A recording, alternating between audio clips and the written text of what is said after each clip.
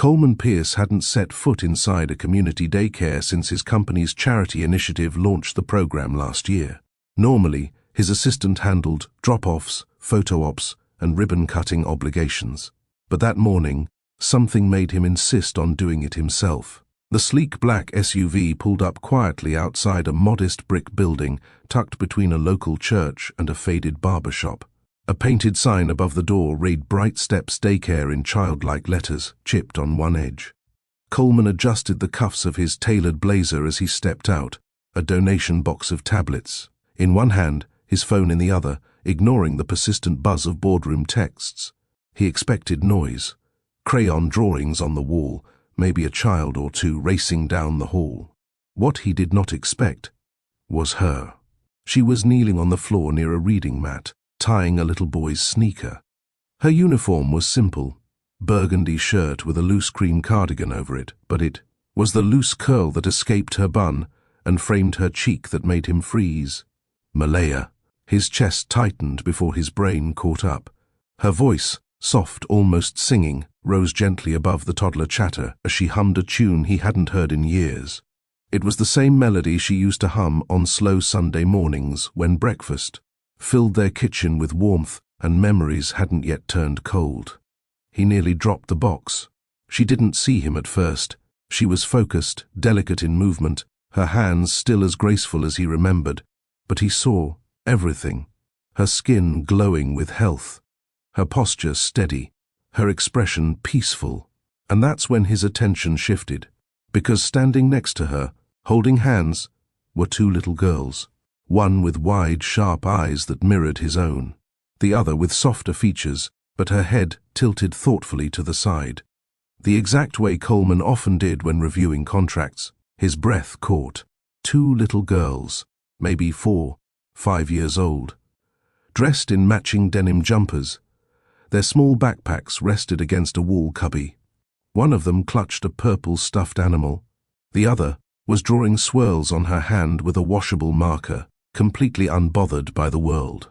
Coleman's pulse thundered in his ears. No, it wasn't possible. But it was. It was. He didn't speak. He couldn't. His lips parted, but the words clung to the back of his throat like wet cotton. And finally, Malaya looked up. She saw him. Their eyes locked. Her body went still. Her lips parted just barely, and she straightened with slow control, brushing a hand over her uniform as if grounding herself. She blinked once, her lashes trembling, but the rest of her didn't move. Not away, not forward. Just stillness. Charged. Sharp. Coleman. She said. His name didn't echo. It landed. Solid. Real. Devastating. The two girls turned at the sound of their mother's voice. Their big brown eyes followed her gaze until they landed on the tall, suited man, holding a donation box, who suddenly looked like he'd forgotten how to breathe. And in that moment, everything shifted. Have you ever convinced yourself you'd buried a chapter? Told yourself it was over, sealed, signed, and laid to rest? That love, when it leaves, doesn't leave traces. Coleman Pierce had lived by that logic. That chapters, once closed, stayed closed. That the past stayed quiet if you didn't knock on its door. That grief didn't follow you into glass boardrooms or penthouse balconies. But life doesn't always ask permission before reopening the parts of you thought were gone. It cracks things open when you least expect it, on a random Tuesday morning, in a room full of toy blocks and sticky fingers and childlike laughter. He stood frozen in the doorway of Bright Steps Daycare, watching two girls giggle softly beside a woman he once called his world. And they looked like him, not just a resemblance, not just a trick of the mind. It was real. The curve of the jawline, the depth in the eyes, the tilt of the head. He wasn't looking at strangers. He was looking at echoes of himself, reflected in miniature, wrapped in ponytails and innocence. There are moments in life that stretch time. This was one. Coleman felt like he'd stepped into a different timeline. One where every deal he closed, every investor he impressed, every gala he hosted meant nothing, because these two little faces, they made everything else feel small. He hadn't thought of children in years. Not since. His throat tightened. Not since the hospital room. Not since the loss. Not since the sentence he couldn't take back. He remembered the way Malaya turned her face toward the hospital window. Silent. Broken. He remembered choosing the boardroom over bedside comfort, deals over dinners, legacy over love. And now, here he was, legacy standing in front of him, wearing glitter sneakers and coloring with washable markers. The air inside the daycare felt thinner, like he couldn't catch a full breath. She stepped in front of them, instinctively shielding them with her body, not aggressively, but protectively. Her posture was calm, but he could see her fingers curl just slightly at her sides. He had no right to be surprised, but he was. No memo, no warning, no inbox alert or whispered rumor could have prepared him for this. Not for them, not for her. Have you ever thought you buried a chapter, only for life to open the book again? In public, in front of two small faces that look like you? Because that's exactly what was happening. This wasn't a memory. It wasn't a dream. It was his reality, and reality, Coleman was realizing, doesn't care about your schedule. Coleman's breath stilled in his chest. He wanted to speak, to ask, to explain, to understand, but the moment swallowed every word before it could form. Malaya took a slow, grounding breath, her gaze never leaving his. The daycare buzzed softly around them, a teacher guiding a toddler to wash hands, another reading a story to a group on the rug. But in this one corner of the room, time had narrowed. He watched the way her shoulders squared slightly, the way her chin lifted, not in defiance but in quiet control. She hadn't just moved on. She had grown, stronger, calmer, wiser. The girls moved closer to her instinctively.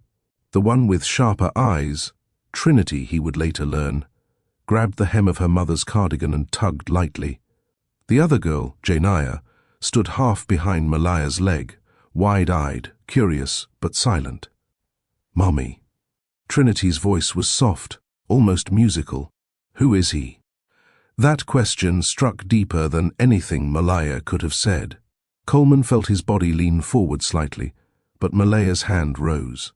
Not abrupt, not cruel, just firm, a boundary built from time and healing. "Not here," she said quietly. Steady, final. Her tone didn't carry bitterness. No resentment, just truth. She turned to the girls, gently placing a hand on each of their backs. "Let's go get ready for nap time, baby girls," she said softly, voice warm again. "Say thank you for the tablets." Trinity gave him a brief glance, confused but polite. "Thank you," she said, her tone unsure. Janaya nodded shyly, holding onto her mother's side, and just like that, they walked away. Coleman's hands twitched at his sides. He felt both frozen and shaken. He didn't know what to do with his arms, where to put the donation box, or whether to sit, leave, or collapse. He stood in silence, watching them disappear down the short hallway, past finger-painted walls, and laminated posters that felt like another planet compared to his towering corporate life. His jaw flexed. His pulse raced. And somewhere inside, something cracked open. Because for all the power he wielded in conference rooms, for all the speeches he delivered, for all the award galas and media headlines with his name bolded at the top, none of them could prepare him for the question that now echoed through his chest louder than any investor's demand. "Mommy, who is he?" He knew who he was. He was the man who left too soon, who said too little, who felt too late, and now he was standing in a room full of building blocks and mats, facing the consequences of the silence he chose years ago. Malaya returned moments later, her arms crossed, standing with quiet composure. Her expression was unreadable, but her eyes, those eyes that once softened just for him, now held guarded distance. "You look well," she said after a long pause. There was no sarcasm in her voice, just civility. "You," his voice cracked. He cleared it. "You look peaceful. I worked for that," she replied. Another pause. "You didn't think we'd ever cross paths again, did you?" No. His voice was gravel. I didn't. She nodded slowly. Life has its own way of bringing things full circle. He looked past her for a second, toward the hallway the twins had gone down. They're beautiful. She said nothing for a moment. Then, softly, they're mine. That word landed, not ours, mine. And Coleman realized this wasn't just a reunion. This was a reckoning. He stood there, swallowing the weight of everything he didn't know, staring into the space where two little girls had just been. His daughters. The ache settled into his bones slowly. Not the kind that came from failure in business. He knew how to recover from that. This was deeper, more personal. A kind of ache that whispered one word louder than any executive order ever could. Regret. Malaya wasn't lashing out. That would have been easier. She wasn't throwing his mistakes in his face. She didn't have to. Her peace was more painful than rage could have ever been. Because peace meant distance. It meant healing without him. It meant she had done the one thing he never thought she could do after what they'd been through, after how it ended. She moved on, not just away from him, but toward a life where her heart could still smile. And apparently, raise two little girls he never even knew existed. Coleman clenched his jaw, the silence between them stretching into the ache. Malaya's voice came gently, steady like a tide that had risen and fallen too many times to fear drowning anymore. You look like you've seen ghosts. I feel like I have, he said truthfully. She tilted her head, echoing the movement of the quieter twin. Why are you here, Coleman? He blinked, like waking from a daze. Outreach program, donation drop-off. Your assistant usually does that. He nodded slowly, shame mixing with disbelief. I know. Malaya didn't smile, didn't smirk. She simply studied him for a beat, then looked toward the hallway again. You didn't come here expecting this, but now that you have, what are you going to do with it? Coleman didn't answer immediately, because the truth was, he didn't know. How do you step into a life that grew without you? How do you face two children who don't even know your name? How do you speak to a woman whose love you buried with one careless sentence in a hospital room years ago? He thought he had moved on. He thought time and success and silence would seal that chapter permanently. But time didn't erase truth, and today the truth stared back at him in two sets of familiar eyes, one bold, one quiet, but both his. So he asked himself the only question that mattered now. What happens when the life you left behind looks you in the face with your own reflection? If this already has your heart racing, don't forget to hit that like button, comment unseen truths below, and subscribe to Mr. Victor Storytime right now. Because the next chapter, it's going to break you. Before it heals you, Coleman Pierce was raised in a world where warmth was seen as weakness. The Pierce estate in northern Connecticut sat atop a manicured slope with iron gates and old money silence. Inside, the air was always cool, the conversation always formal, and the expectations always towering. His father, Dorian Pierce, wasn't a cruel man, but he was rigid, impeccably so. With a background in hotel empires and generational wealth, Dorian saw emotion the way most CEOs see liability. It slowed progress.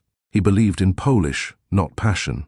Order, not vulnerability. His mantra echoed through the halls of their mansion and through every phase of Coleman's life. Love complicates a man's rise. Focus on winning. It wasn't just something he said, it was how he lived. Dorian had married twice, neither out of affection. Love, he'd once told a young Coleman during a winter breakfast, was a sentimental concept poor men clung to. Real men secured power. And Coleman, eager to be worthy, eager to prove he was cut from the right cloth, listened. Boarding schools were selected, not for nurturing environments, but for prestige. Summer camps were replaced with junior financial internships. Emotional outbursts were discouraged, even punished, unless they were calculated. His mother, Elise, was elegant, but distant. She wore grace like armor and viewed maternal softness as an outdated indulgence. She taught Coleman how to spot social weakness in others, how to exit conversations before they turned vulnerable, and how to always leave a room having said less than he knew. By the time he was 17, Coleman had mastered silence as power. He learned that holding back earned more attention than over-explaining, that nods were more strategic than answers, that presence, when shaped correctly, could dominate a room without raising a voice. But in mastering those things, he never learned how to cry, or how to sit with grief, or how to love someone who didn't see success as the only measure of worth. He excelled in every measurable way, graduated early, earned dual MBAs, interned at global firms while his peers were still choosing majors. And still, his father pushed. Better doesn't win. Ruthless does, and Coleman believed him. He buried tenderness under ambition, buried longing under logic, and by the time he turned 33, he had become everything his father said a man should be. But somewhere along that path, the man Malaya fell in love with, the man who once held her hand during community fundraisers and smiled when she danced barefoot on their kitchen tiles, started fading. The boardroom of Pierce International was a sleek tower of glass and reputation, overlooking Manhattan's skyline. At 33, Coleman had claimed the top seat, not through inheritance, but through performance that outshined older, more seasoned executives. He didn't waste time with theatrics. He didn't flatter. He delivered results. When investors spoke, he listened with surgical precision.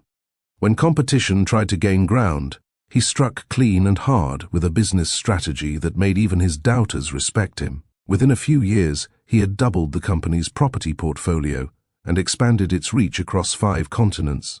Every major financial journal profiled him as the cool-blooded visionary and a corporate force with unnerving control. His board loved him. His competitors feared him. His employees admired him. But his personal life? Empty. He didn't have close friends, just associates who respected his mind but couldn't access his heart. He was always invited to high society dinners, gala events, and benefit balls, yet somehow he always left early. He lived in a high-rise penthouse above Fifth Avenue, filled with luxury but devoid of warmth. The windows were flawless, the marble imported, the art curated by specialists, but the silence was loud. Malaya used to fill that silence. She used to play music on Sunday mornings, humming while she watered the houseplants he never learned the names of. She used to dance while brushing her teeth, curl up with him on the couch even, when he didn't ask, and leave little notes tucked into his shirt pockets. Now all of that was gone. And while the world saw a man who had everything, Coleman started to feel the cracks. He no longer slept through the night. His dreams were fragmented memories, Malaya laughing in the kitchen, the two of them shopping for baby clothes, her hand reaching for his at the hospital, and pulling away when he didn't reach back.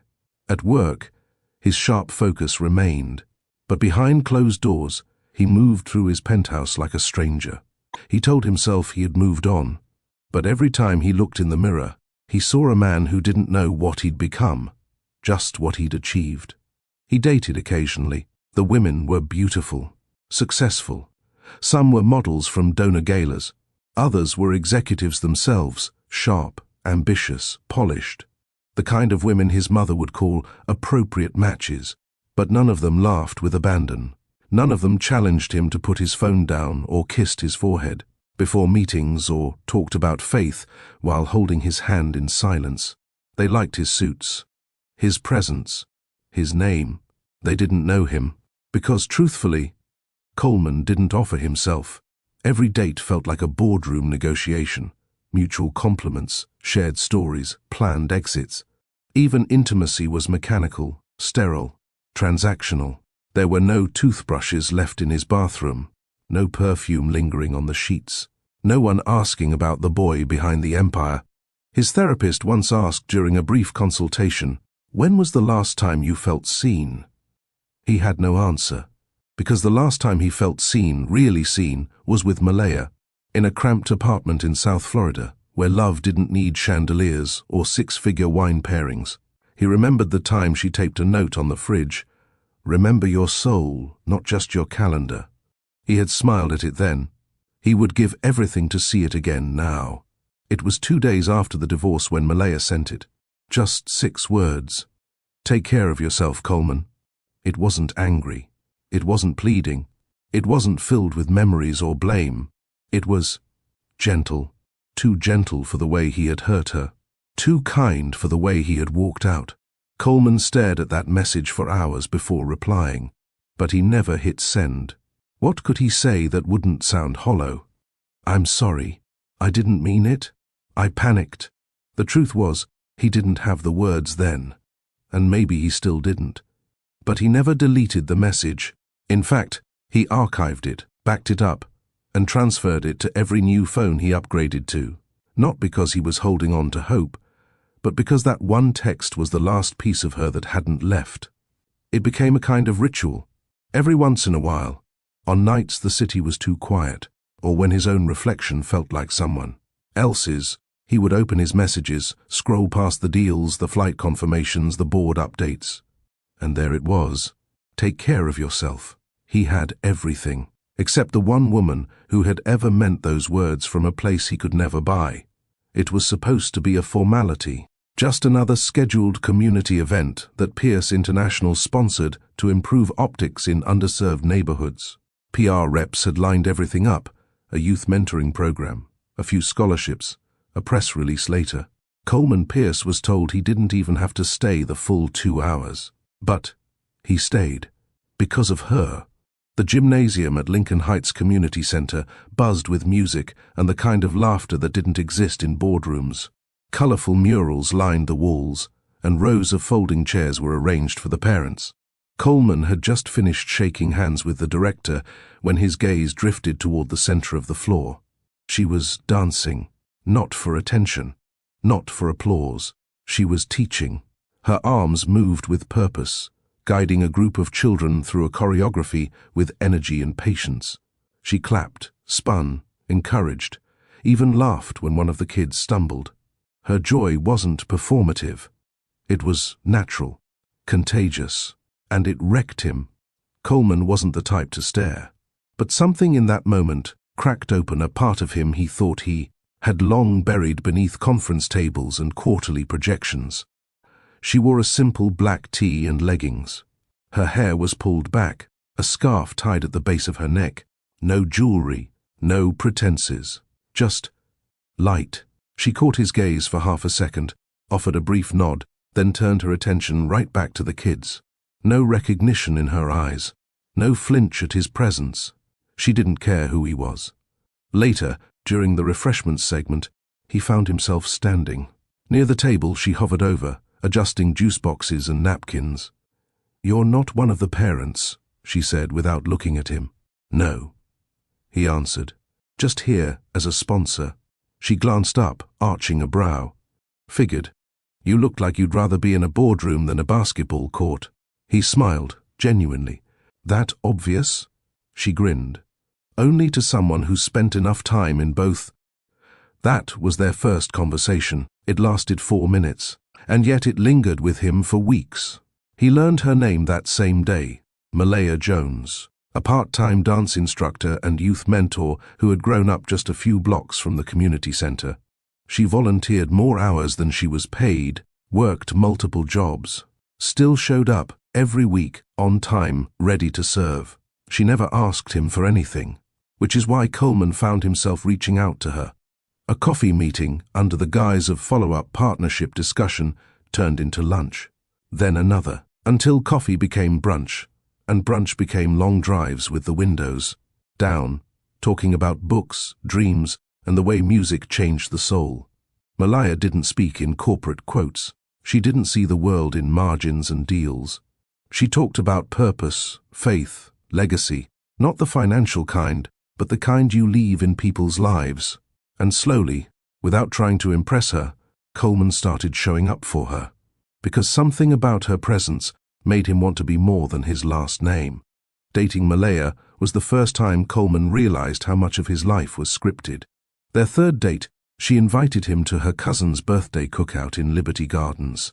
It was a backyard gathering with folding chairs, smoke from the grill, a DJ blasting old-school R&B, and kids running barefoot through sprinklers. It was loud, It was messy. It was real. Coleman arrived in a button-down shirt and slacks. He brought a bottle of wine that nobody opened and a bouquet of flowers. That got used as a centerpiece next to a tray of deviled eggs. Malaya greeted him with a kiss on the cheek and led him straight to her auntie's. The questions came fast. So what do you do, baby? Where your people from? Are you allergic to ribs? Coleman smiled politely, answered as best he could, and tried not to sweat through his shirt. Every instinct told him to retreat. But Malaya? She was at home, laughing, dancing, grabbing extra plates for neighbors. She belonged there. The contrast was jarring when he brought her to his mother's charity gala 2 weeks later. Held at a private estate with valet parking, the event was all soft jazz, forced smiles, and champagne flutes. Coleman's mother, Elise, was gracious in the way well-practiced women of high society are, complimenting Malaya's dress while side-glancing at its brand tag. Afterward, Malaya didn't say much, just reached for his hand in the car and whispered, "I don't fit your world." He turned to her, jaw tight. "You fit mine." And she believed him. So they tried. They moved between their two realities, Sunday cookouts and Tuesday boardroom, fundraisers, hand-holding at church and silent dinners at art galas. It was never seamless. Her friends joked that she was dating up. His colleagues murmured that she was sweet but informal. But Malaya kept showing up with grace. She cooked dinner even when he got home late. She left post-it notes on his mirror. She made his home feel like a place where softness didn't mean weakness. Their love was not conventional. It wasn't planned. One night, after a spontaneous road trip to Savannah, Coleman pulled off at a beachside motel. They watched the tide from the balcony, her head on his shoulder, his hand tracing circles along her thigh. She whispered, "If life stayed this quiet, I think I'd never leave." And he said, without hesitation, "Then stay." 3 weeks later, they were married at a courthouse with only 2 witnesses, Malaya's best friend and Coleman's driver. It was wild, out of character, but it felt right. They moved into a newly purchased condo just outside Manhattan. Malaya insisted they not live in the penthouse. She decorated with colors, plants, warm lighting, and homemade photo frames. She hosted small dinners for her friends. He found himself smiling more, laughing, listening to music again. For a while, it was magic. They'd dance in the living room with no music playing. She'd wake him up with gospel music on Sundays. They prayed together some nights, even when he didn't quite know the words. She'd touch his face gently and whisper, "You don't always have to be strong here." But slowly, real life crept in.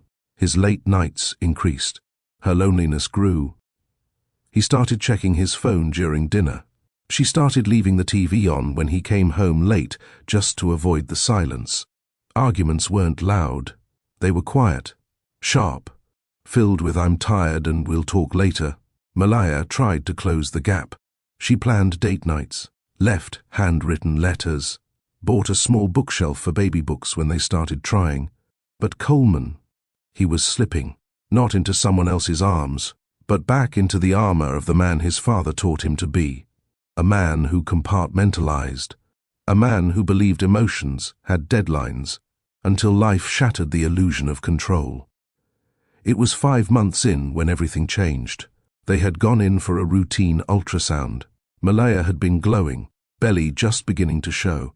She carried a printout of the baby's first heartbeat inside her journal. Coleman had cleared his schedule for the appointment, even brought along a small stuffed bear with a suit on it. They were ready to be a family, but the monitor was silent. The room, once filled with hopeful anticipation, became heavy with quiet signals and furrowed brows. The technician's polite smile faded. The doctor came in. The words were clinical: no fetal heartbeat, missed miscarriage, options to proceed. Malaya didn't cry at first, she just stared. Coleman sat beside her, jaw locked, hands folded. He didn't reach for her. He didn't speak. His chest burned, but his face remained unreadable. They drove home in silence. She curled up on their bed and cried through the night. He sat in the living room and stared at spreadsheets. The following days were fog. Malaya stayed in bed. Coleman brought her food she didn't eat. She tried to talk once, whispered, "Can we name them anyway?" And he just replied, "I don't think that's a good idea." When she asked why he wasn't speaking, he told her, "I'm processing." But what she heard was, "I'm absent." One night, in a moment of pain he'd never forget, he whispered, Maybe we weren't meant to be parents." She froze. That sentence lived in the air between them like a scar they could never stitch closed. She stopped trying after that. She still made coffee in the morning, but no longer poured a second cup. She still folded his laundry, but never sat with him on the couch. He started sleeping in the guest room. And when his mother came to visit, she didn't ask how Malaya was doing. She commented on the drapes, on Malaya's work schedule, on the tone in the home. 2 weeks later, Coleman filed for divorce. Malaya didn't argue. She just signed, turned toward the window, and let the silence say everything she couldn't. 2 weeks had passed since Malaya signed her name at the bottom of the divorce papers and slid them across the cold table without a single tear. Her body still ached from the miscarriage, the heaviness in her abdomen, the occasional sharp cramp that reminded her something had once grown inside her. But it wasn't just physical pain, it was emotional weight. She had lost her child, she had lost her husband, and yet, life didn't pause for grief. Bills still came, calls still rang, dance classes still needed a teacher. She pushed through the motions, floating through her days in muted grief, clinging to the routine because it kept her from collapsing completely, until the faint nausea started again. At first, she thought it was stress. She hadn't eaten much since the hospital. Her body was weak. But then came the dizzy spells, the tenderness in her lower back, the strange fullness she didn't expect. She went to the clinic alone. The same nurse who had held her hand in silence during her miscarriage blinked in surprise when she walked in. "You're back?" the woman asked gently. Malaya nodded, forcing a calm she didn't feel. "I just want to make sure everything's healing properly." But when the ultrasound machine hummed to life and the screen lit up with 2 distinct flickers, small, steady, unmistakably alive, Malaya's hands began to shake. "Twins." The doctor turned to her slowly, cautious. "Your body was carrying triplets. You lost one, but the other 2, they're strong. It's rare but not impossible, especially when one embryo is slightly behind the others in development." Malaya sat motionless, mouth parted, staring at the screen like it belonged to someone else. 2 heartbeats, 2 tiny lives, 2 children still holding on inside her. The paper printout of the scan crinkled in her grip as the realization sank in. She wasn't done. She wasn't alone. A life she thought had ended was still growing. She sat in the clinic parking lot for nearly an hour afterward, the scan picture clutched in her hand, her other hand pressed protectively to her stomach. Tears ran quietly down her cheeks. She whispered through trembling lips, please let them make it." The storm of loss hadn't passed, but within it, 2 small flickers of hope remained. The first person Malaya thought of was Coleman. The second was his mother. She remembered the look of disapproval Elise Pierce wore like perfume, present even when silent. She remembered the sideways glances at her hair, her job, her family. The way Elise always referred to her as that instructor, instead of by name. She remembered standing in the kitchen of the penthouse, overhearing Elise say to her son, "She's sweet, but she's not ready for this world, darling." And she remembered Coleman's response, silence. No defense, no correction, just silence. Malaya drove home from the clinic with one hand resting over her stomach, and her mind spinning like a carousel she couldn't step off. She sat on the floor of her apartment that night, lights off, scan picture in hand, and stared at the shadows cast by the streetlight outside. Her grief was layered now, complicated. She hadn't just lost a baby. She had to choose whether to open the wound again. Tell him? Maybe he'd want to know. Maybe he'd change. Maybe he'd show up. But she remembered the hospital bed, his cold posture, his words, "Maybe we weren't meant to be parents." She hadn't responded then. too stunned by the finality in his voice. Now, her response came in the quiet decision that settled into her chest. No, she wouldn't tell him. Not because she wanted revenge, not because she hated him, but because peace mattered more than truth. She had fought too hard to protect her own healing. She wasn't going to subject her unborn children to conditional love. She wasn't going to chase a man who had already walked away once when the weight got heavy. So she made a vow, one hand over her belly, tears drying against her cheeks. I'll do this myself. I'll love them enough for two. She would raise them not in silence, but in strength, and they would never question whether they were wanted. Because even if the man who helped create them didn't know they existed, they were already her world. Malaya moved out of the condo within a month. She sold the few luxury items Coleman had left behind: unused watches, a designer, handbag gifted from his mother, a bottle of wine that was worth more than a month's rent, and used the money to secure a small one-bedroom apartment back, near Liberty Gardens, the same neighborhood where her journey had begun. It wasn't much. The carpet had frayed corners. The heater rattled when it kicked on. The bathroom sink leaked on cold mornings. But it was hers, and it was quiet. She picked up more hours at the local daycare, bright steps, working mornings and early afternoons, then taught dance at a nearby community center in the evenings. The work was physically exhausting, but her mind stayed sharp. Her spirit stayed determined. Her friends rallied behind her. Aunt Claudine from church brought her pots of stew on Fridays. Her neighbor, Miss Trina, dropped off prenatal vitamins without asking.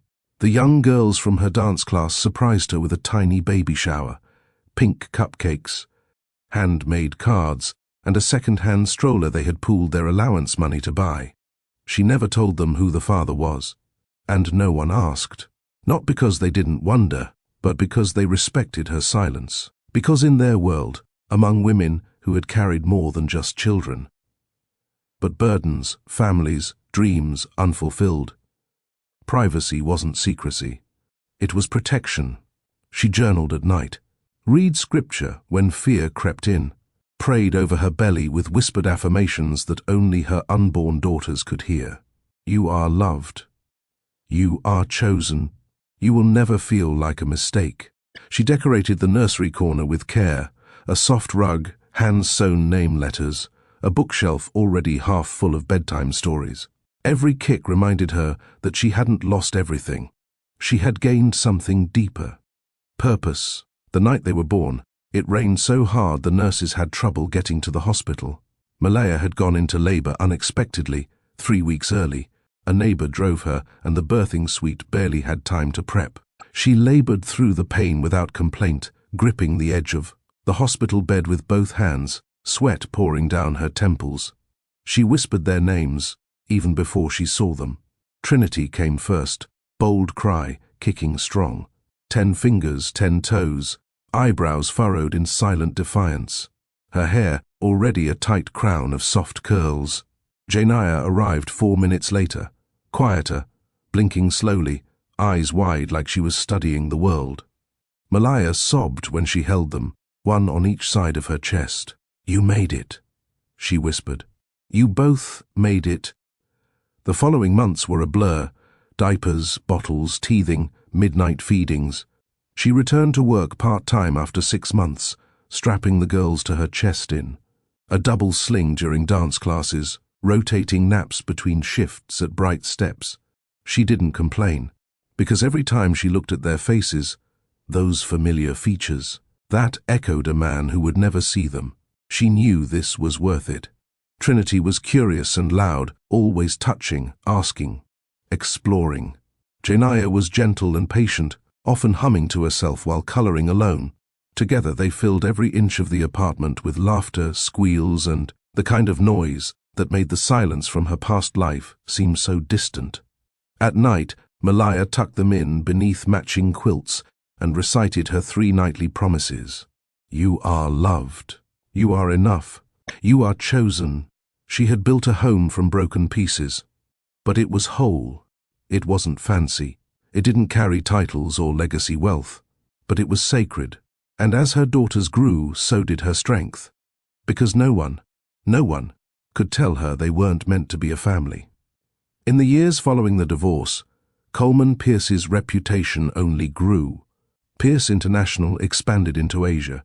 He spearheaded development deals that landed him on the cover of 2 major business magazines. He launched a boutique hotel line in Dubai, secured a billion-dollar partnership with a global tech firm, and opened a foundation in his father's name. By every metric, he was winning. His office walls displayed awards and handshakes with heads of state. His financial advisor once told him, "You've tripled your father's success in half the time." But the elevator rides back to his penthouse were always quiet. He never remarried, never even got close. His colleagues occasionally brought up his bachelor status, usually with admiration or light teasing, but he brushed it off, claimed he was too focused on the company, too busy for complications. What he never admitted was that no one reached the place Malaya had once touched. He told himself it was better this way, less messy, more controlled. But the truth showed up in his habits. He no longer spent much time at home. He'd work late, take meetings across time zones, and offer to fly out personally even when a junior executive could handle it. He was always moving, because stillness reminded him of what he'd lost. And when he was forced to stop, when a holiday rolled around or a storm grounded his jet, he'd sit at his piano in the corner of the penthouse and stare at the keys without playing a note. Music, like love, was something Malaya had brought into his life, and both were now gone. The invitations never stopped. Gala hosts always made sure Coleman had a +1 spot reserved. Matchmakers in his social circle sent polite inquiries. Even business acquaintances tried to connect him with accomplished women of quality. He nodded, smiled, declined. Sometimes he'd go on a lunch date to maintain appearances, but the effort wore on him. Conversations felt like rehearsals. Compliments felt like echoes of things he no longer cared to hear. They all asked about his company. None asked about his heart. They praised his leadership, admired his discipline, but no one asked what he was like on a quiet Sunday, or what music softened him, or who taught him to stop fearing being seen. Malaya he kept her name buried in places people couldn't reach. She was never mentioned publicly, never spoken of at events, and never brought up by his team. Most didn't even know he'd been married, but his driver did, his housekeeper knew, and the assistant who once handled the mail when Malaya used to leave handwritten notes inside his briefcase. She never forgot. Every now and then, someone would mention a smell, lavender and orange peel, her favorite oil blend, or a phrase she once said, and Coleman would turn ever so slightly, like his body still knew the echo of her. He ignored the pressure to remarry, not because he feared commitment, but because he'd already experienced the kind of connection that made everything else feel hollow. He had touched real once, and once was enough to ruin anything less. Elise Pierce still held weekly luncheons with other society matrons, hosted charity dinners for causes she barely read about, and curated family legacy with surgical precision. To her credit, she never brought up Malaya by name after the divorce. But her absence from conversations was deliberate. Her language around Coleman's future partners always leaned toward equally, matched, well-positioned, or from the right kind of upbringing. She never asked how he felt about the divorce. She never questioned why he hadn't moved on. But she did offer gentle suggestions. "You know, darling, the board responds more positively when their CEO appears grounded. Coleman, at your age, most men have begun thinking of legacy, of heirs." During one Christmas Eve gathering, she handed him a sealed envelope.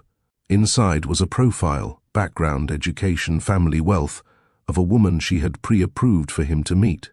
He left it on the mantel and never opened it. She never asked why, because deep down, even Elise knew. She hadn't approved of Malaya, but Malaya was the only woman who ever brought light into her son's eyes. And now Coleman was polished, successful, alone, just like his father had been. And though Elise would never admit it out loud, she knew she'd helped drive a wedge too deep for her son to heal from. So instead, she doubled down on appearances. And Coleman let her. because arguing would only open wounds he'd spent years suturing in silence. South Florida had once been neutral ground for Coleman. He had attended conferences there, shaken hands at hotel development forums, and even celebrated a few birthdays along Miami's glittering coastline. But after Malaya left, he never returned. He delegated all Florida contracts to his regional VP. When investors suggested a charity expansion near Liberty Gardens, he signed off remotely. If an invitation mentioned anything south of Tampa, he claimed scheduling conflicts. The thought of running into her, even by chance, stopped him cold. It wasn't guilt alone. It was fear. What if she had moved on? What if she hated him? What if she hadn't? That kind of uncertainty could shake a man who otherwise never flinched. But corporate growth doesn't wait for emotional hesitation. When a new children's learning center in South Florida requested a philanthropic partnership, through Pierce International's education initiative, his PR team jumped at the opportunity. Bright Steps Daycare, they said. Perfect for our learning tablet donation program. His assistant scheduled the drop-off, but that morning, something shifted. Coleman looked at the itinerary, saw the address and said quietly, "I'll take this one myself." His assistant blinked. "Sir," he adjusted his cufflinks, not looking up. "Send the driver. I'll handle the rest." No one questioned him. No one knew why. But he did. Something deep in his chest told him this wasn't just a drop-off. It was a return to a city he once shared, to a love he never buried, to a silence that was about to be broken. The morning sun rested on the hood of the black SUV as it pulled up to a curb lined with small shade trees and a modest Bright Steps Daycare sign in painted wooden letters. Coleman stepped out. For a moment, he stood still, hand gripping the edge of the donation box filled with neatly packaged tablets, his other hand sliding into the pocket of his tailored slacks. He glanced at the building. It was unremarkable from the outside, just another low brick structure tucked between a neighborhood pharmacy and a laundromat. But the tension in his chest said otherwise. The sidewalk felt too quiet, the building too still. It wasn't just another location. It was hers. He hadn't said her name aloud in years, but it sat on his chest now like gravity. Malaya. As he walked toward the entrance, his shoes made no sound on the walkway. The door buzzed when he pressed the small button, and a staff member waved him in. "Mr. Pierce, right? Thanks so much for coming in person," she said with a polite smile, not quite making eye contact. "The director's just finishing snack duty.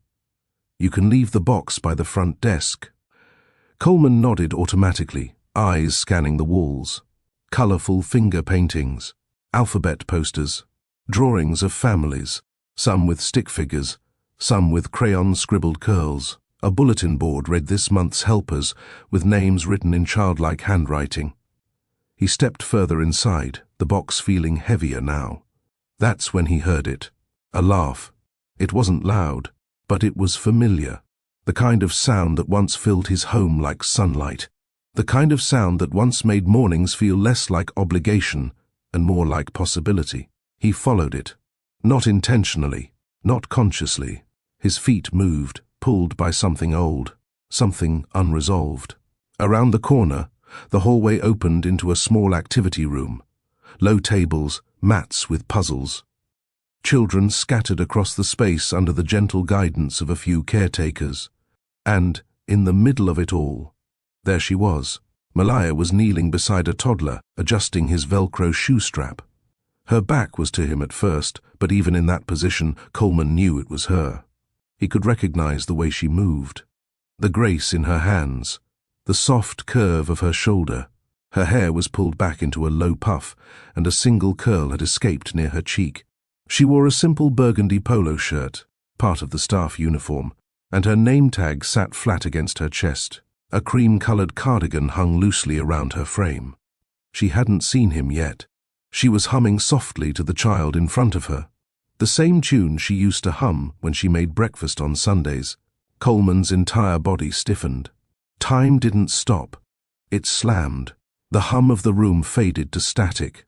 The air thickened.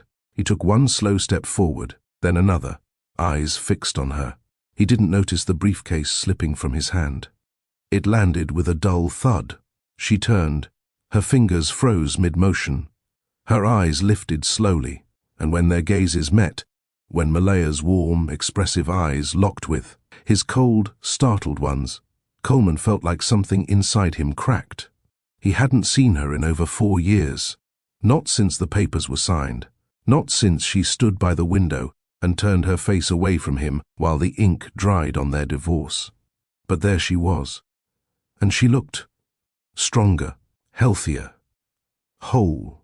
There was no bitterness in her expression, only shock. And something else, something he couldn't name, because he didn't deserve to anymore. But the blow hadn't landed yet. Not fully, because that's when he saw them, 2 little girls standing behind her, around 4 or 5 years old, matching denim jumpers, sneakers scuffed from play. One of them was twirling the string of her hoodie. The other stood with her arms folded, wide eyes peeking around her mother's leg. And Coleman's breath caught, because the one on the left had his eyes. Coleman's pulse thundered through his ears. The moment stretched, then snapped. Malaya rose to her full height, her hands instinctively reaching behind to touch the shoulders of the 2 girls. Her fingers trembled, only for a second.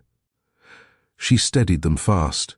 The room around them didn't stop moving. Children still chattered. A teacher called out for story time.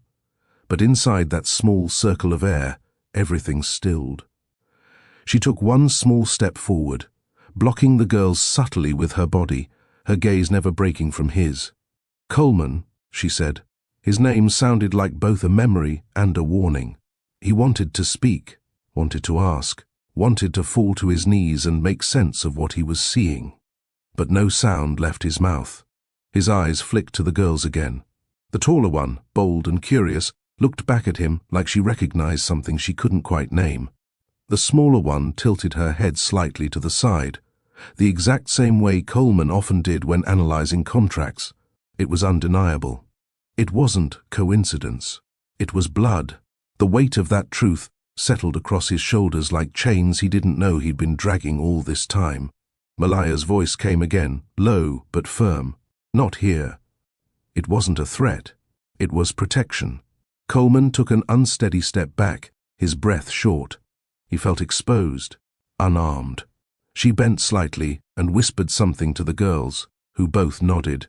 One of them, Trinity, asked, "Mommy, are we still having apple slices?" "Yes, baby. Go help Miss Rochelle pass them out, okay?" The girls walked off, throwing glances over their shoulders at him. Malaya waited until they were out of earshot, then turned back to face him, eyes guarded, voice soft. "You weren't supposed to see them like this." Coleman shook his head slowly, trying to speak. But the only word that came was, "How?" And it was laced with so many other questions he didn't know how to form. As the girls returned from snack time with paper napkins in hand, Coleman found himself frozen again, half in reality, half in a place that had shattered years ago. Malaya stepped toward them, squatting down to their level, adjusting a crooked ponytail with practiced ease. The taller girl turned to her, whispering loudly enough for Coleman to hear, "Mommy, who is he?" Coleman's world tilted. The question wasn't harsh. It wasn't suspicious. It was just curious.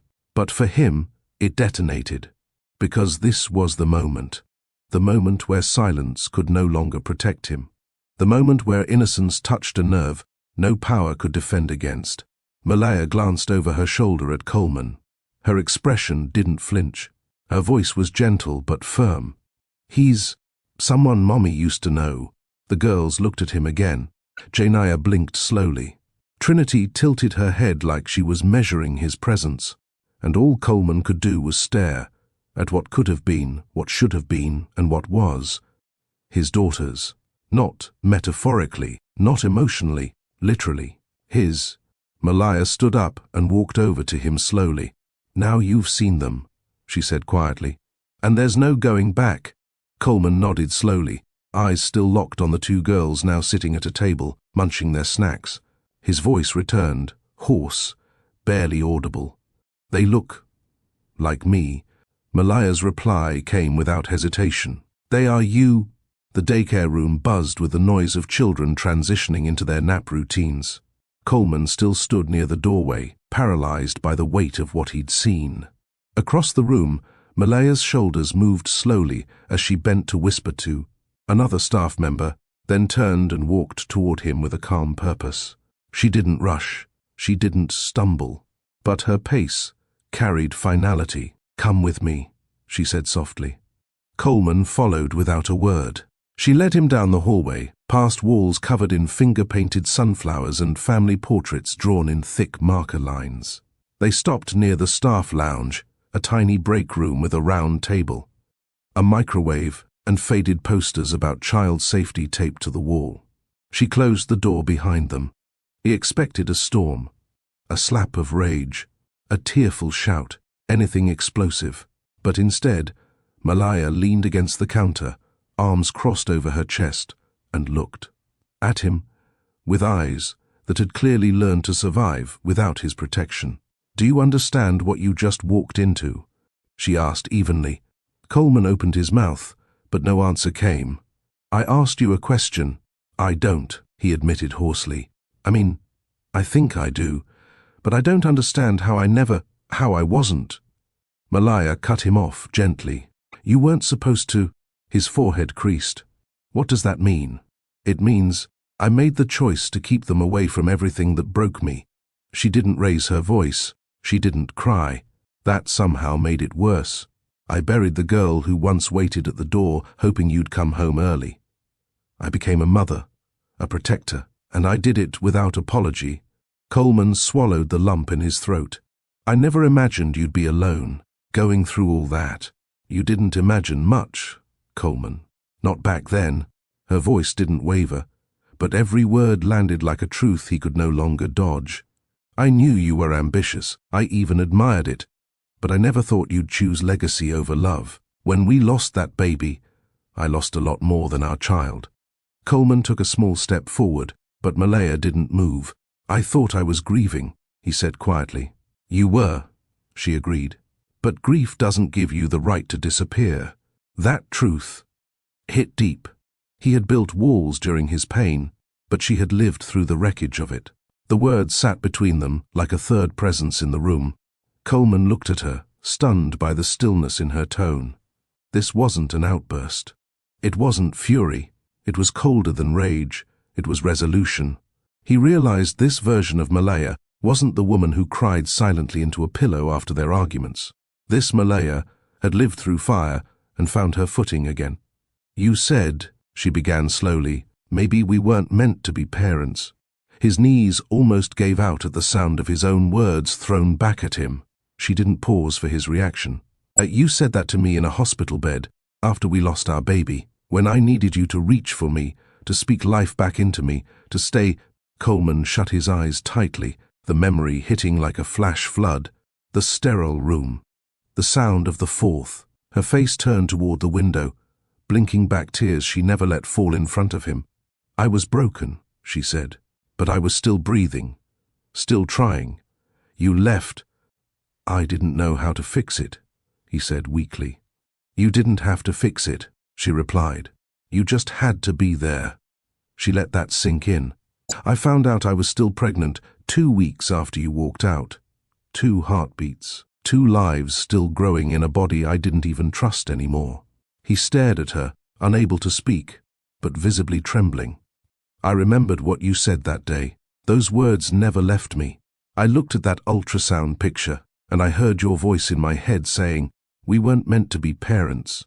Her hands trembled now, not with fear, but from the weight of carrying the truth so long. "So, I made a decision," she whispered. "I refused to let our daughters believe that." Tears welled in his eyes, but she wasn't done. "I refused to raise 2 little girls under the shadow of a man's shame. I built them a world where they are enough, where love doesn't disappear when things fall apart, where strength doesn't mean silence."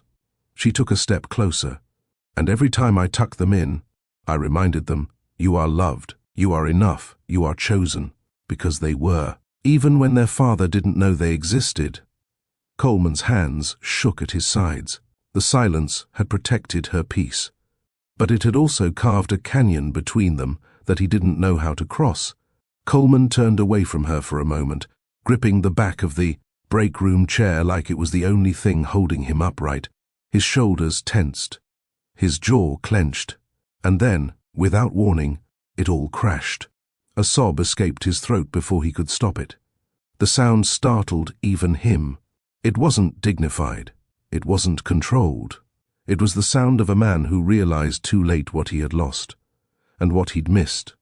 He pressed a hand to his mouth and hunched forward slightly, trying to contain it. But there was no dam strong enough to hold the flood.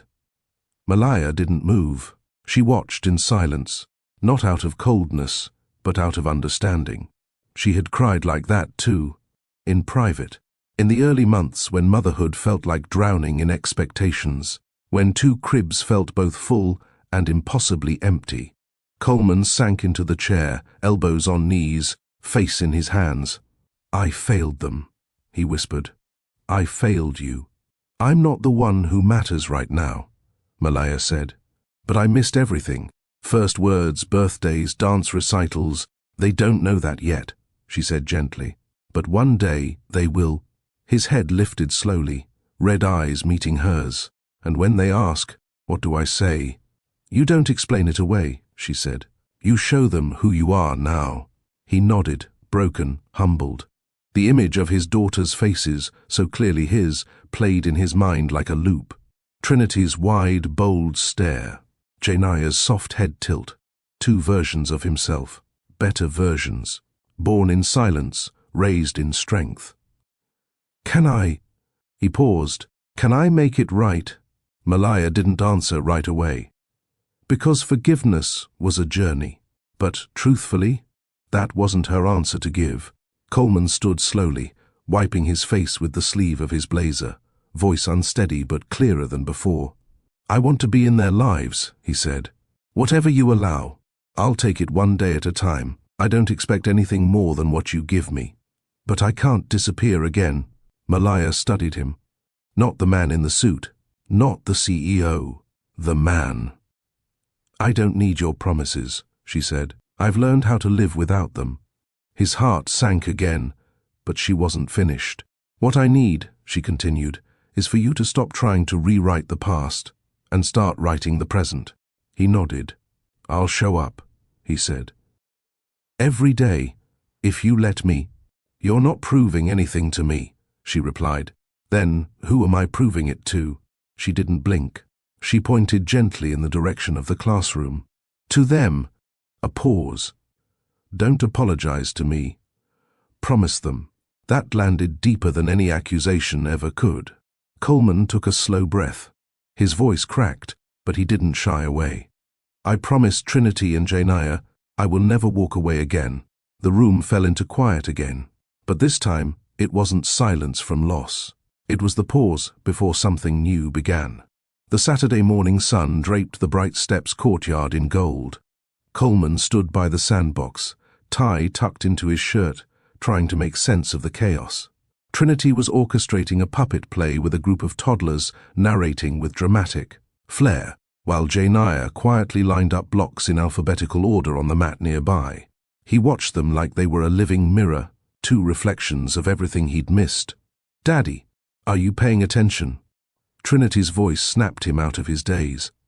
She stood in front of him, arms crossed, her curly pigtails bouncing with attitude.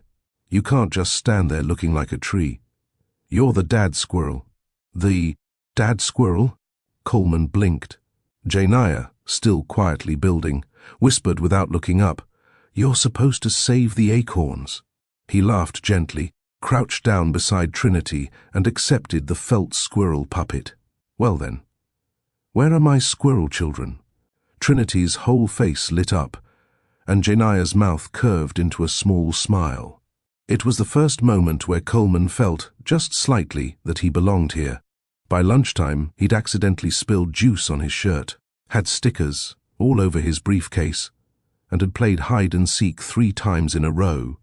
But something sacred was happening. Trinity bossed him around like a general in glitter sandals, confident and expressive. She reminded him so much of Malaya it was dizzying. Janaya, on the other hand, stayed close but quiet, responding with soft nods and eyes that spoke louder than words. She liked routines. Coleman learned that quickly. She liked knowing the schedule, the rules of the game, and where the glue sticks were kept. She also liked when he sat beside her without pushing conversation, just presence. By the end of the afternoon, Janaya surprised him. She held out a drawing, a triangle-shaped house with 4 stick figures, 2 adults, 2 kids. One of the adult figures wore a tiny square with lines meant to be a tie. She pointed to it. "That's you." Coleman didn't speak. He just nodded slowly, his voice caught behind a lump in his throat.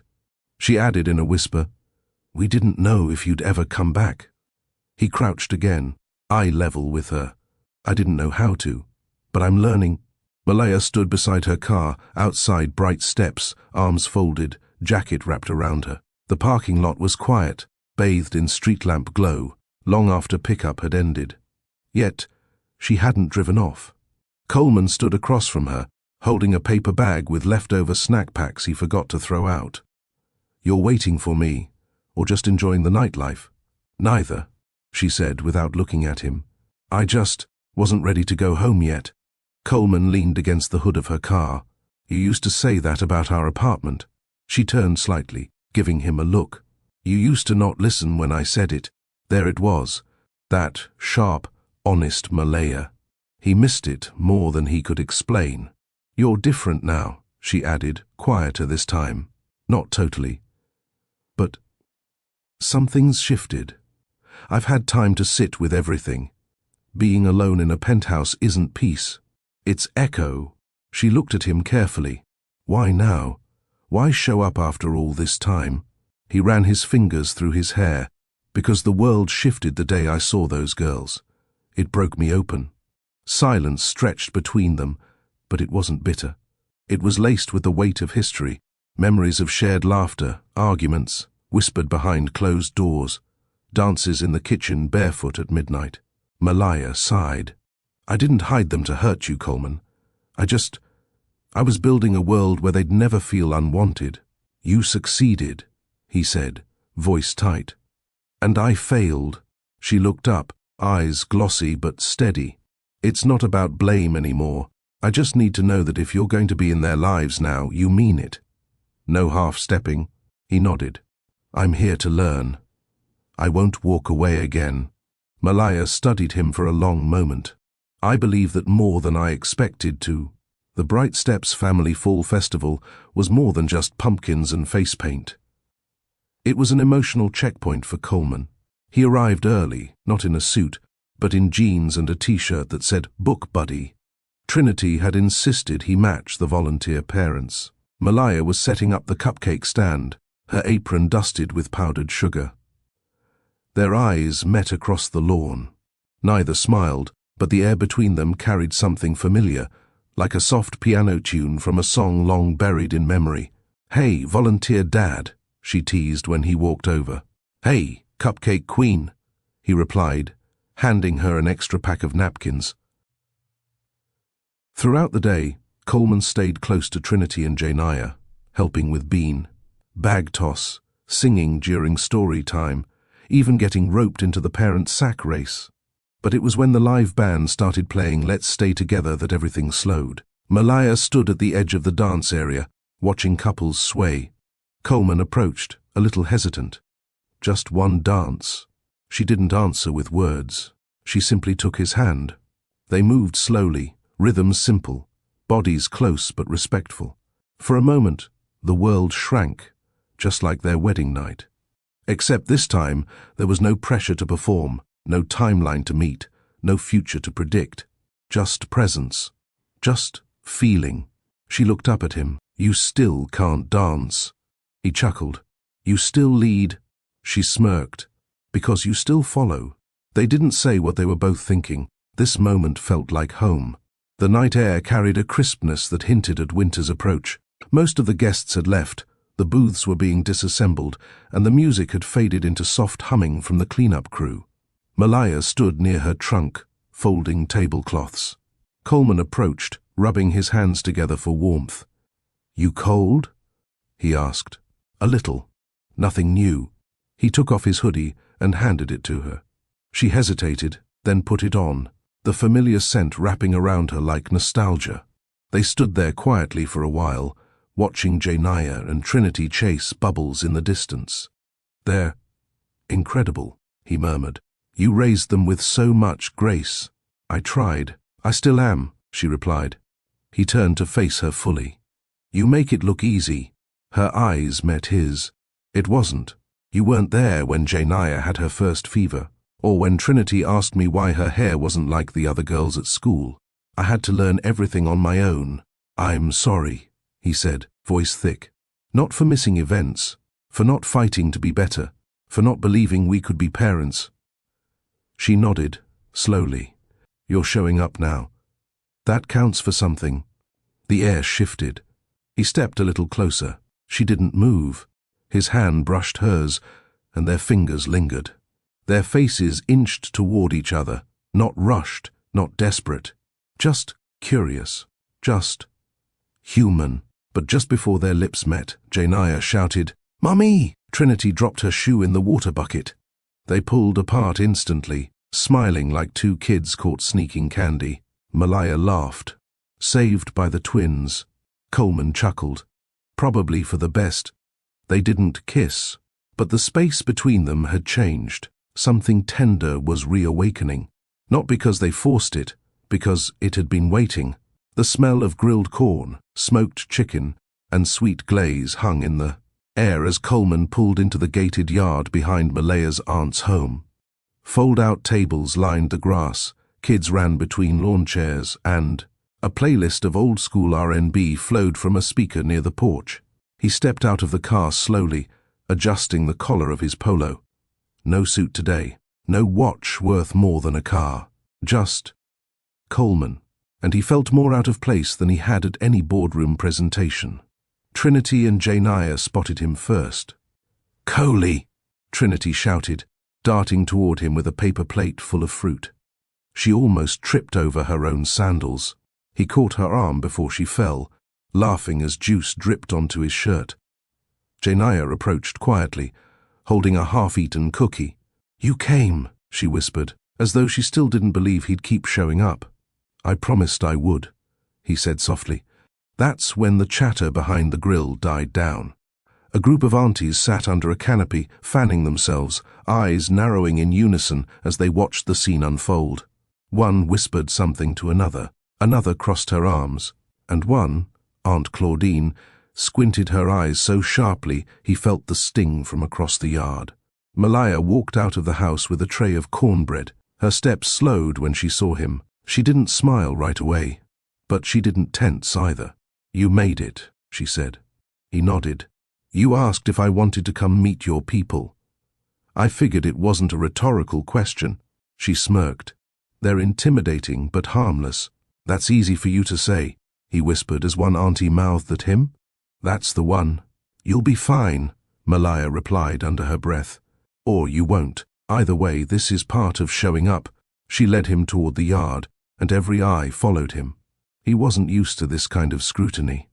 In the corporate world, he commanded rooms. He dominated negotiations. He projected certainty. But here, among folding chairs and laughter and cousins passing around lemonade, he felt like a man being tested for entry into a world he'd once been too blind to cherish. He wasn't the powerful CEO here. He was the man who broke Malaya once, and the man trying to rebuild something he didn't deserve. Yet, hoped for anyway. Aunt Claudine cleared her throat, the universal signal that a man was about to be interrogated. "Coleman Pierce," she said, rolling his full name slowly. "So, you do speak." Janiyah slipped her hand into his, as though giving him courage. Aunt Claudine's eyebrow twitched at the gesture, but Coleman straightened his shoulders. "Yes, Ma'am, I do. And you chose today to visit this family after 4 long years of silence." Another aunt asked. "Yes, Ma'am. And you think now you're ready to step into these girls' lives?" A third chimed in, eyes sharp. Coleman inhaled deeply. This wasn't a boardroom pitch. He couldn't hide behind numbers or polished statements. I didn't know about them, he said honestly. But now that I do, I intend to be here, fully. No conditions, no disappearing. Aunt Claudine fanned herself dramatically. Intentions are nice, baby, but consistency feeds children, not words. Coleman nodded. You're right. And I'm not here to defend my past. I'm here to show that my future actions will be different. One of the elders, an older man with salt and pepper hair, leaned forward. Son, we watched Malaya break. Then we watched her build herself back up. She didn't ask for your help then. She doesn't need your pity now. Coleman didn't flinch. I'm not here out of pity. I'm here because those girls deserve every piece of love I have left. And because Malaya deserves support, not silence. The aunties exchanged glances, not softened, but surprised. One leaned back in her chair. Well, he's talking like a grown man, at least. Coleman bowed his head slightly. I owe you all an apology for not being the man she married. I wasn't ready. I didn't know how to show love without fearing it. But that's not an excuse. It's just the truth. Aunt Claudine's fan stilled. The yard grew quiet. Finally she spoke. We'll be watching you. He nodded. I expect nothing less. Behind him, Malaya, which he hadn't realized was listening, slowly exhaled. Not relief, not forgiveness, but acknowledgement. He was showing up. And her people were watching. Malaya's mother, Denise, arrived late, carrying 2 foil-covered pans and wearing an apron decorated with sunflowers. The moment she stepped out of the car, the yard shifted. She was respected, loved, and known for calling out nonsense before it took root. She spotted Coleman standing with Trinity and Janaya. Her stride slowed. The last time she had seen him was at the courthouse on divorce day. She hadn't said a word to him then. Her silence had been colder than any insult. Now she placed the pans on the table, wiped her hands on her apron, and walked directly toward him. Trinity's eyes widened. Uh-oh, Janaya whispered. She about to talk. Malaya's mother stopped inches from Coleman, chin lifted, eyes studying every corner of his face. You look tired, she said. I am, he admitted. Good. Means your spirit is working. She circled him once, the way a mother does when she's assessing both a man and his intentions. You broke my daughter, she said plainly. I did, he answered without hesitation. But she didn't crumble. She rebuilt herself, worked 2 jobs, raised these babies with strength and tenderness. I know, he replied, and I'll never take credit for what she carried alone. Denise looked off toward Malaya, who was setting plates with her cousins and pretending not to listen. Her mother sighed, long, slow, full of years of worry. Do you love those girls? She asked suddenly. With everything in me, he said. And Malaya? He didn't blink. I love her in ways I didn't understand before. It was the most vulnerable truth he'd spoken all day. Denise didn't soften immediately, but something in her eyes shifted. Not warmth, but recognition. You're not ready for my forgiveness, she said, but you'll get my cautionary blessing. For now. Coleman swallowed hard. Thank you. She pressed a firm hand to his shoulder. Just don't make my daughter fall again, unless you plan to catch her. As the cookout settled into laughter, music, and the clatter of dominoes on the card table, Coleman wandered through the yard with a paper plate of ribs Trinity insisted he'd try. For the first time, he wasn't an outsider looking in. He watched Malaya joke with her cousins, while Janaya braided a friend's hair on the porch. He saw how her uncles greeted her with pride, how the neighborhood kids adored her, how she moved through this space with confidence and softness. This wasn't a life he gave her. It was a life she built, on her own terms, with her own community, with a strength he had underestimated. He stood beneath the shade of an oak tree, watching her laugh with her mother. There was something radiant about her, an ease, a steadiness, a warmth. He remembered, but had never nurtured properly when they were married.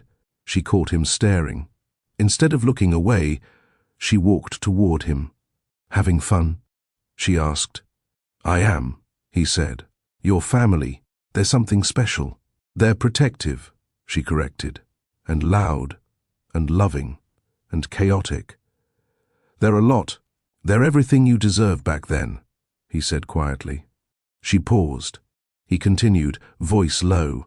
I didn't know how to give you this kind of life, one rooted in connection, one where joy wasn't earned, one where you could breathe. Malaya's expression softened, not because she agreed, but because she saw he finally understood. You didn't grow up with this, she acknowledged. But now, you're standing in it, learning from it.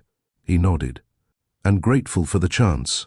She looked out at the yard, her daughters dancing with cousins, her mother laughing with an uncle, her aunties arguing over a card game. This, she said, is the world that raised me, the world that caught me when everything fell apart. He took a slow breath. I want to honor it and be part of the world they grow up in, if you let me. She didn't answer, not yet. But she didn't walk away either. And sometimes, the courage to stay is the first sign of healing. The question came on a quiet Sunday morning, the kind where sunlight filters through blinds like soft ribbons. Coleman had taken the girls to the park, just the three of them, while Malaya graded dance assignments at home. Trinity ran ahead on the playground, her braids swinging as she conquered the monkey bars. Janaya sat beside Coleman on the bench, swinging her legs while holding a small notebook covered in stickers. She was doodling a house shaped like a heart when she suddenly asked, Coley, did you know us when we were little? He froze. Trinity must have overheard because she slid off the play structure and ran back, dusting her hands on her jeans. Yeah. Were you there when we were babies? When we couldn't talk yet? Coleman's throat tightened. He had expected this question one day. He just hadn't expected it while holding half of Trinity's melted ice cream sandwich and watching a squirrel steal someone's fries. He inhaled slowly. Come sit with me, he said gently. The girls settled beside him on each side, small shoulders touching his, trusting him in a way that made the truth even heavier. I need to tell you something important, he began. And I'm going to tell you with honesty, not fancy answers. Trinity crossed her arms. We're listening. Janaya leaned her head on his arm. Coleman continued, voice steady but soft. When your mum was pregnant with you, I didn't know you were still growing inside her. Something sad happened before that, and I thought the story was over. Mummy said you were hurting then, Janaya whispered. He nodded. I was, and instead of staying near the people who loved me, I let my pain make choices for me. That was wrong. Trinity frowned.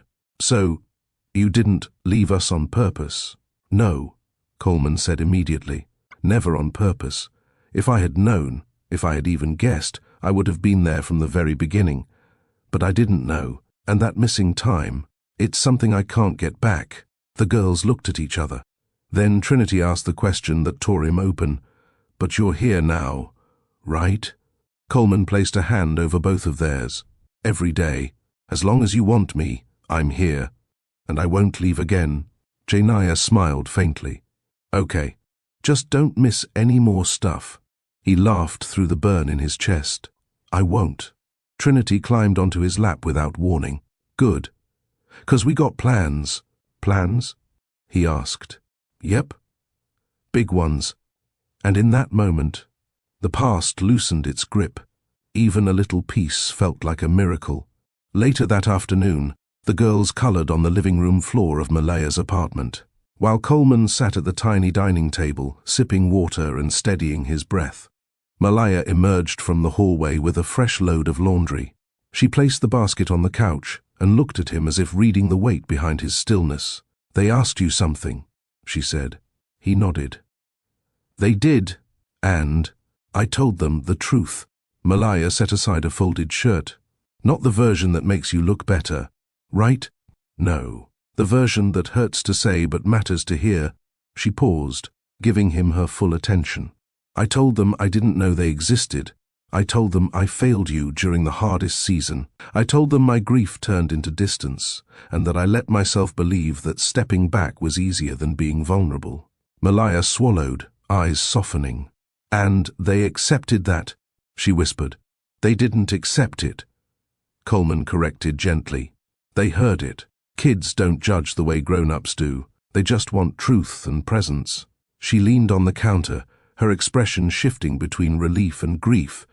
You told them more than I expected. He nodded slowly. If I want to be their father, I can't hide behind excuses. I can't pretend the past didn't happen. A quiet moment passed. You're different, she whispered. I'm trying to be, he said. I'm trying to be a man they can trust, and a man you're not ashamed to stand next to. She looked down at her hands. Coleman, trust rebuilds slowly. I know. And love rebuilds even slower. I know that too. He didn't reach for her. He didn't push. He simply held space, something he had never learned to do in their marriage. For the first time, Malaya didn't guard herself from his presence. She let the quiet sit between them, without rushing to shield her heart. Maybe she realized truth, not apologies, was the foundation they needed. The recital took place at the community center auditorium. Kids in sparkly costumes, parents, crowding in with camcorders, and a long line of volunteers handing out programs.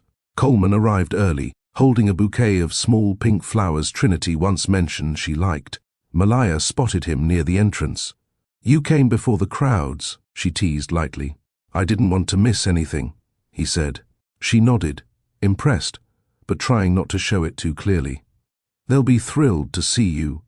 Backstage, Trinity was adjusting her tiara, while Janaya stretched quietly near the wall. Daddy Coley. They both squealed. Coleman blinked. That title, Daddy Coley, felt like a second chance delivered in the smallest voice. You ready to shine? He asked them. Trinity posed dramatically. Always. Janaya whispered, Don't blink, or you'll miss my turn. He laughed. I won't. The lights dimmed. The audience hushed. Small feet pattered across the stage. Coleman watched with emotion tightening around his ribs as the girls performed their routine. Trinity, bold, expressive, leading her row. Janaya soft and precise, every step a whisper of grace. Malaya sat beside him, hands clasped, eyes shining. They're incredible, Coleman whispered. They're ours, she corrected softly. After the show, backstage was chaos, costumes, hugs, parents snapping photos. Trinity jumped into his arms, tiara falling sideways. Did you see me? She asked. I didn't blink once. Janaya tugged his sleeve. I didn't forget any steps. You were perfect, he said. Malaya watched them interact, the gentleness in his hands, the pride in his eyes, the care in his voice. And deep inside, something thawed. He wasn't the man she divorced. He was becoming the man she once prayed he'd become. And that scared her, because hope had sharp edges when you'd been cut before. Still, she handed him her phone. Take a picture of us? He did, and for the first time since their wedding, they smiled in the same frame. After the recital, Malaya walked him to his car.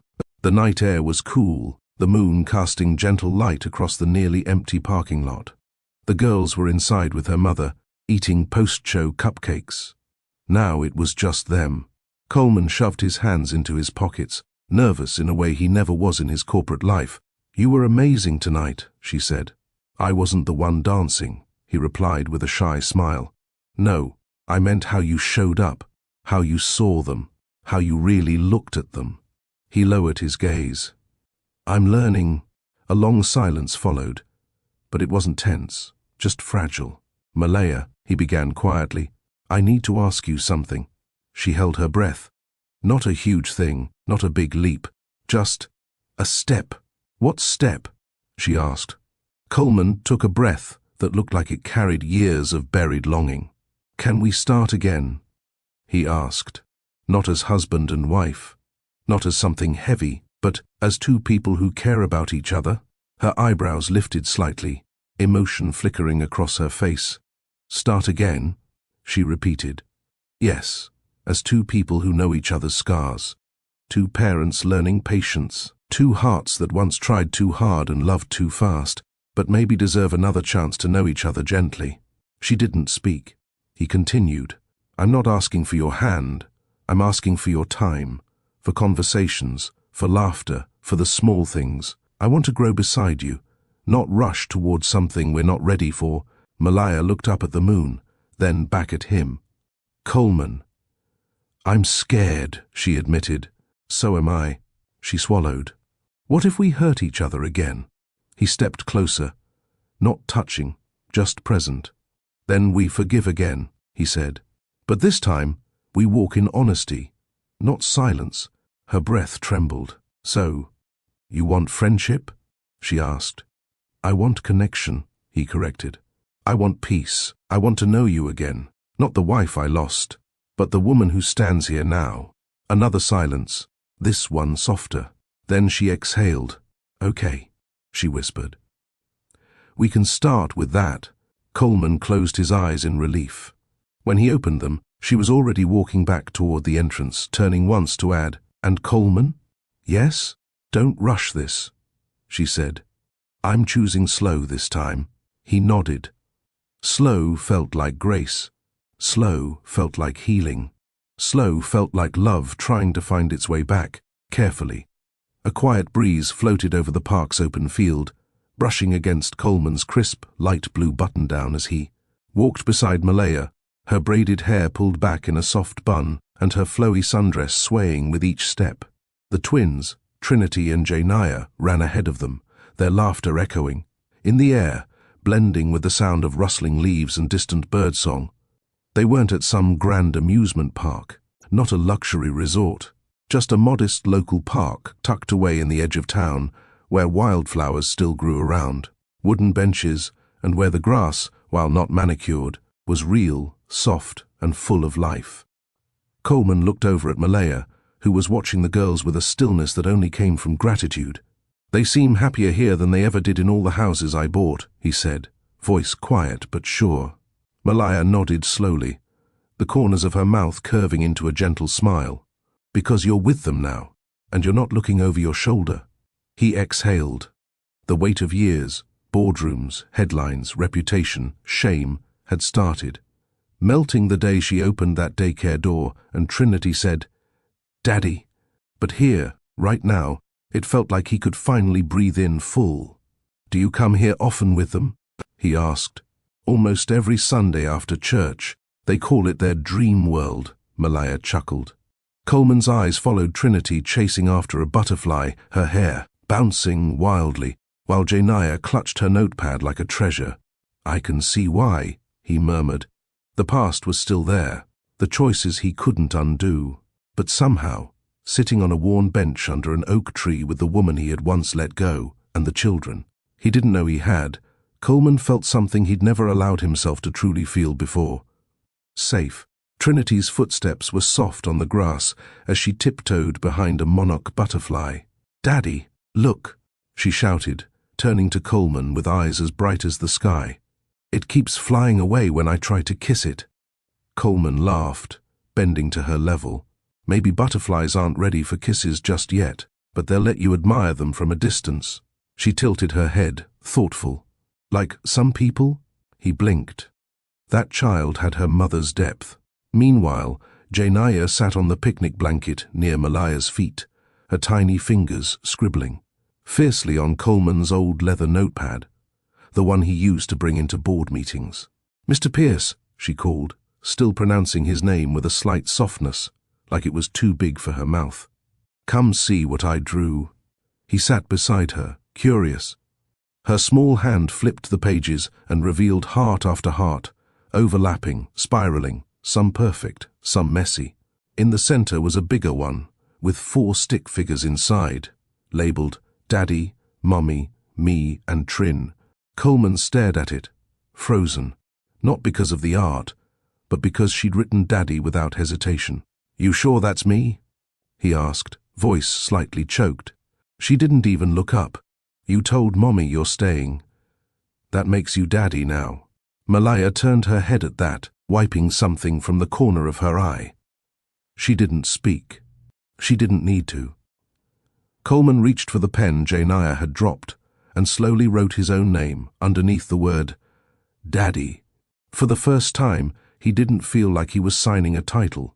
He was signing a promise. The sun had shifted slightly, casting longer shadows across the park. And the girls. had begun collecting wildflowers in a plastic cup they'd found in the stroller bag. Coleman and Malaya sat side by side on the weathered bench, not touching, not speaking at first, just being. He turned his head toward her. "I think about how much I missed," he whispered. "All those birthdays, their first steps. I used to measure time in contracts, in fiscal quarters. Now I measure it by the sound of their voices calling my name." Malaya looked at him, eyes soft. "You can't rewrite the beginning, Coleman, but you can choose how the rest of their story feels." He nodded, swallowing hard. "I don't know how to ask for more time without sounding selfish." "You don't have to ask," she said, her voice almost breaking. "Just show up. That's what they needed. That's what I needed." She looked down at the bracelet on her wrist. One of the kids had made it from string and beads. It wasn't gold. It wasn't branded. But it was real. "I used to hold on to what happened before," Malaya continued. "The betrayal, the heartbreak, the pain of watching them grow up without the man I once believed would love me forever. But today I choose not to live in yesterday." She turned to face him, their eyes locking. "Let's start with today." He didn't speak, just reached for her hand. Not a kiss, not a declaration, just fingers laced together, present, choosing. A warm breeze drifted past, carrying the scent of clover and sun-dried grass. Their fingers touched, tentative at first. No grand gestures, no cinematic vows, just skin meeting skin in the softest form of forgiveness. Coleman looked down at their intertwined hands. "I don't want to call this a second chance," he said, "because I never even earned the first one properly." Malaya turned her face toward him. "Then don't call it anything. Let it just be." Behind them, Trinity squealed, running from a buzzing bee, while Janaya shrieked, "He just wants to see your flowers." They both laughed, the kind of laugh that fills a space and empties it all at once. "You know," Coleman said, leaning back into the bench, "when I left you, I thought I was doing the right thing for both of us. I thought walking away would save you from the worst of me." "You were wrong," she replied without venom. "But now, maybe you're learning who you could be." He nodded slowly. "No pressure." She smiled. "Only the kind that comes with loving too brilliant butterfly chasing. Girls and the woman who stopped waiting, but never stopped hoping." Their hands remained together. Their silence was not awkward. It was sacred. By the time the sun began its descent, painting the sky in soft orange hues, Coleman had rolled up his sleeves and was on his knees, helping the girls build a butterfly castle with sticks and pebbles. Malaya watched from the bench, her heart full in a way she couldn't describe, not because of the scene, but because of the man who finally showed up in it. Every smile, every laugh, every moment where he listened instead of leading, that was how he earned his way back in, not through apologies but through presence. He didn't ask for a key to her house. He showed up with a coloring book and snacks. He didn't ask for kisses. He brought tissues when the girls had sniffles and asked how her week was. He didn't barge into their lives. He knocked and waited for her to open the door each time. And with every knock, every moment, every butterfly watched, and every heart drawn by little hands, Coleman Pierce, the man once buried beneath wealth and shame, was slowly, purposefully becoming the father he never had, and the man Malaya had once dared to believe in. As the day came to a close, and Trinity tugged on his shirt, whispering, "Can we come here next Sunday, Daddy?" His answer was simple, "Yes, baby. Let's start with next Sunday." And just like that, the story didn't end. It simply began. Again. If this story moved you, comment "Start with today" and share it with someone who believes in second chances. Don't forget to like and subscribe to Mr. Victor Storytime for stories that heal, teach, and inspire.